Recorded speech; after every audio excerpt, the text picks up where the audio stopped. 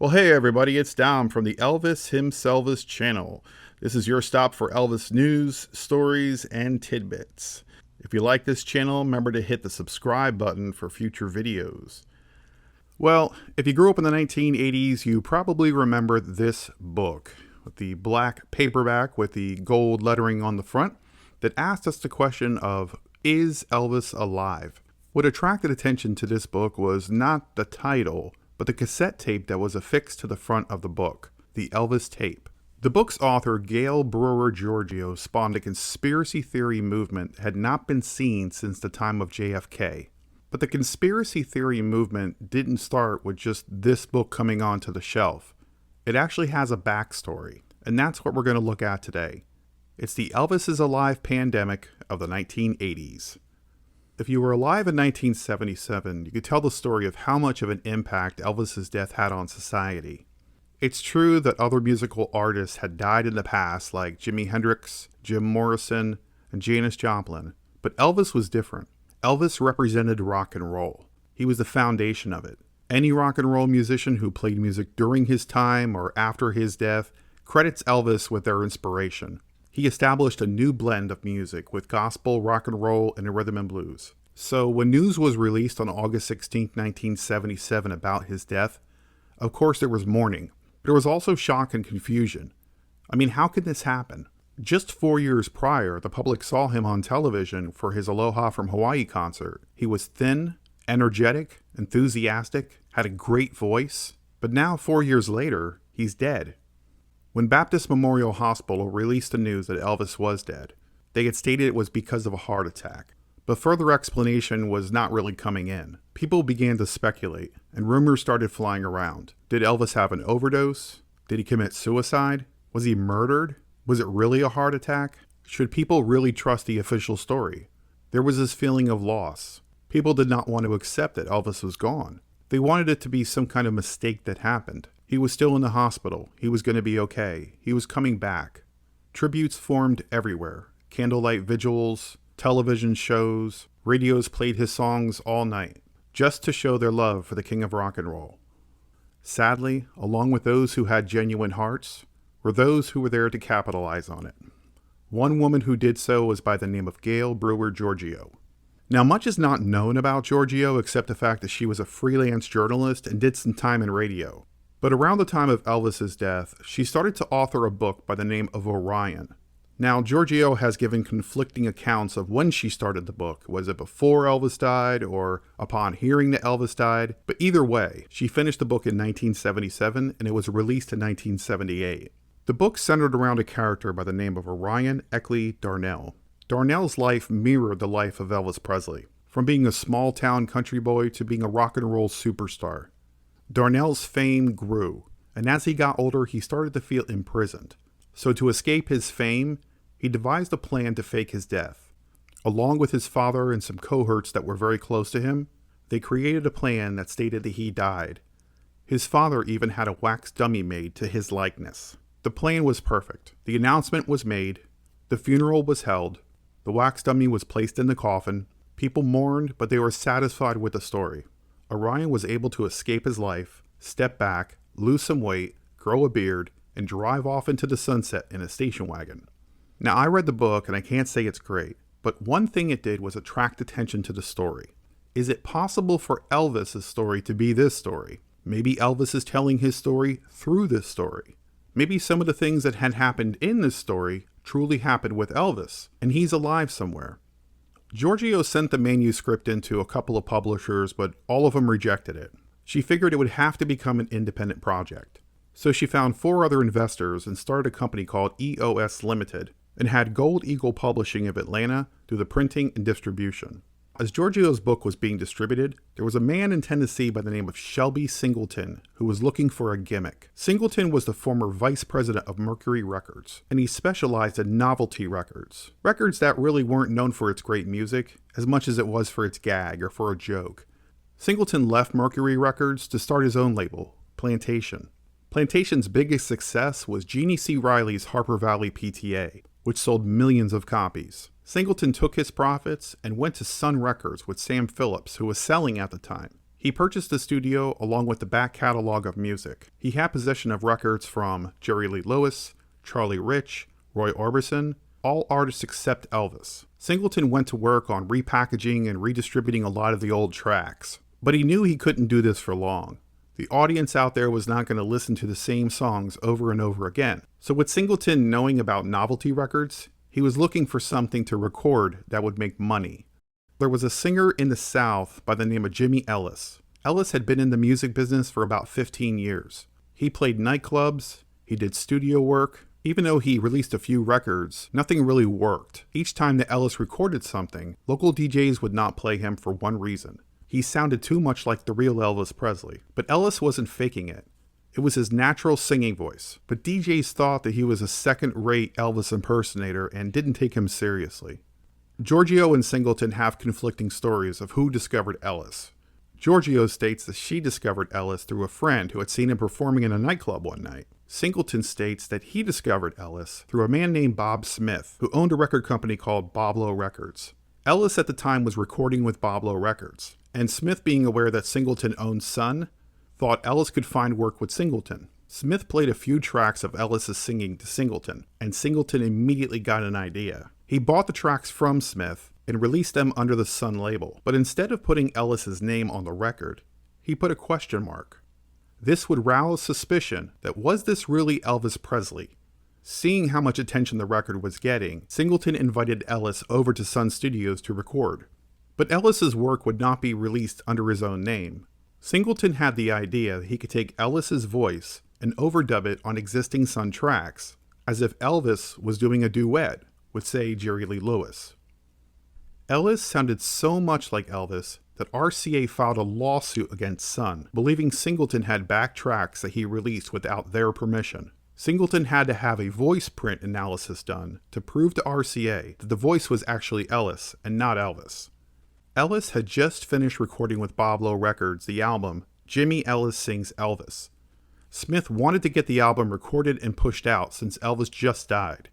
Singleton contacted Ellis with an offer. Singleton wanted to bring Elvis back to life, but not as an impersonator, but through a singer by the name of Orion. Ellis was a little standoffish. He really didn't want to do the gig, but Singleton promised him success that he had never seen before, and Ellis, knowing he'd been trying for so long, took the opportunity. For the look, Singleton wanted Ellis to wear a mask, both to disguise that he wasn't Elvis, but also to keep the mystery that maybe he was. With the gimmick in place, dates were booked all over the South for Orion to start to perform. Singleton brought Ellis into the studio and recorded multiple albums, but nothing with Elvis's original material. These were songs that Elvis might sing. Ellis did the same thing in his shows. He never covered Elvis songs. These were songs that Elvis may have sang if he was still alive. As if Elvis never stopped, he continued his career. The Orion gimmick was successful and went on for a few years. But over time, Ellis felt like he wanted to get back to being himself. He no longer wanted to hide behind a mask. Singleton and Ellis started to argue. Singleton wanted to continue on, but Ellis wanted to back away. And in 1981, at a performance, Ellis took off his mask and showed his real face. The time of Orion performing was pretty much over. Ellis continued to perform under his own name, never with the amount of success that he had as Orion, but he was happy. He was back to being Jimmy Ellis. Now, as Orion was ending, the theory of Elvis still being alive was picking up steam. So-called independent researchers were popping up with evidence, or at least theories. One of these individuals was Major Bill Smith, a longtime record producer that started dedicating his life to investigating the death of Elvis Presley. Smith was known for having a tape that supposedly had Elvis's voice on it post-1977. Smith's story goes that the tape was sent to him in an envelope and postmarked from Florida. While Smith and others were out there giving interviews and making claims, Giorgio was working on her next book. But this book would be different than Orion. Giorgio started to gather information from other people who also claimed that Elvis was still alive. And with all of this information, Giorgio wrote her next book entitled The Most Incredible Elvis Presley Story Ever Told. A few months after release, Tudor Publishing came to Giorgio and stated they were interested in the book. But to simplify the title, they wanted to get right to the point. The title was changed to Is Elvis Alive? And the cassette tape that Major Bill Smith received, well, mysteriously Giorgio received one also, and Tudor wanted to include the cassette tape with the book. So Giorgio went into the studio and did a narration around the recording itself. The claim was, Elvis had been contacting someone. The voice kind of sounded like Elvis, but it was a little distant and people really couldn't tell for sure. But that was enough. It created enough buzz that in later 1988, Is Elvis Alive was released. If the theory that Elvis faked his death in the 1980s was a little campfire, what Giorgio did now turned it into a 5-alarm blaze. Overnight, Elvis sightings started popping up everywhere. The most famous sighting to start the whole thing was from a woman named Louise Willing. She stated she saw Elvis in a Vicksburg, Michigan grocery store, while her daughter had seen him at a Burger King in Kalamazoo. A few days later, 2 ladies saw him enter a hotel in Kalamazoo. They went to the hotel manager, and the 3 of them searched every hotel room. But Elvis was never found. It seemed that the Elvis Is Alive pathogen was spreading quickly. Shows like Late Night with Johnny Carson and Married with Children were getting in on the gag. And of course the tabloid papers were all over it. Both the Inquirer and the World Weekly News were publishing stories that Elvis was alive or coming back to see his daughter. But the public was divided into 2 groups at this time. One group that thought it was a joke, but one group who took the things seriously that Giorgio put in her book. They were true Elvis fans, and they really wanted him to come back. Giorgio did her rounds for promotion with shows like Larry King and the Geraldo Rivera Show. But she always spoke carefully. Giorgio was one always to throw a rock and hide her hand. She was always clear to the host and to the audience that she did not make a single claim in her book, that all contents of the book contained theories and information from other people, and that she was just compiling it into one book. The first hit to Giorgio's credibility happened in 1989 on the Geraldo Rivera Show. The talk show panel that day consisted of Giorgio, Major Bill Smith, Dee Smith, Elvis's former stepmother, and Joe Esposito, Elvis's former friend and road manager. Giorgio was there to promote her book and to talk about the contents of her book. But Geraldo and his producers were one step ahead of Giorgio. Geraldo brought up the subject of the tape recording and the origins of it. Major Bill Smith stated he had the tape years before Giorgio did. But when asked by Geraldo if they both agreed that Elvis was on that tape, they said yes. And then the bomb was dropped. Show David Darlock in the front row. He's a psychic entertainer from Florida. David says that he was hired to be the voice of Elvis on what he thought would be a fictional tape. Stand up, David.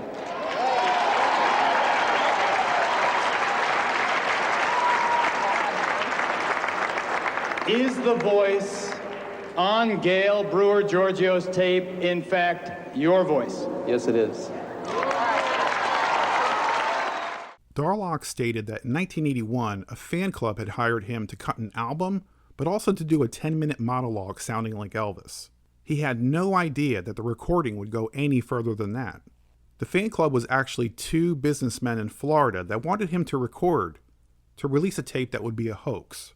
The tape circulated and eventually made it into the hands of Major Smith and Giorgio. One would think with this type of surprise that people would just lose all faith in Giorgio, but that wasn't true. Giorgio pushed on with her campaign, and in 1990 a TV show was broadcast called The Elvis Files, hosted by Bill Bixby. The show would highlight Giorgio, her book, and bring to life all of the people who stated that they had information that was contained in her book. At the very end of the show, Bill Bixby stepped forward and stated that he was keeping an open mind, but after everything that was said during the special, he believed that Elvis was still alive. The Elvis Files special only fueled the fire. More sightings occurred, more people came out of the woodwork that were relatives and had secret information. The following year, in 1991, another Elvis special was aired, The Elvis Conspiracy, also hosted by Bixby. But at the end of this show, even after listening to people who truly believed he was dead, the audience was polled, and still 70% of people believed that he was alive. Whatever Giorgio was setting out to do, she had accomplished. But different in this special than the last, Bixby's closing monologue stated that he was keeping an open mind, but this time, he truly believed that Elvis died on August 16, 1977. The Elvis Is Alive pathogen had leaked into the 1990s. News reports highlighted people like Bill Beanie in Missouri who had opened up the Elvis Is Alive museum. Then, with the emergence of the internet in the late 90s, anyone who had a voice went online. The flames of the fire that Giorgio caused have kind of died down, though there are a few people out there still carrying the flag that Elvis didn't die on August 16, 1977. For the most part, the movement's gone away.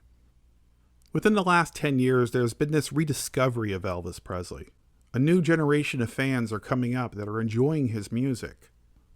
But it doesn't erase the damage that the movement and Giorgio did. The only ones who benefited from that campaign were those who started it. They played on the loss and the hopes of those who were truly fans. They played on the media who were looking for ratings. As they were accusing Elvis of pulling off a hoax on his fans, they did the same. There is no smoking gun. Elvis died on August 16, 1977. The Elvis Is Alive pandemic of the 1980s will go down as a very strange time in Elvis history. To some, it was comical, and to others, it was very sad. People were missing Elvis, and people played upon those feelings. Unfortunately for people like Giorgio and for Smith, who have both passed away, their legacy won't be positive. They will not be looked upon as researchers, but more like charlatans. People looking to make a fast dollar, but wound up ultimately looking like a fool. Hey, if you like what you saw and you want to see more videos from the channel, just hit subscribe and don't forget to give this video a thumbs up so we can share Elvis with many other fans out there. I'm Dom, and I'll see you next time from the Elvis Himselvis channel.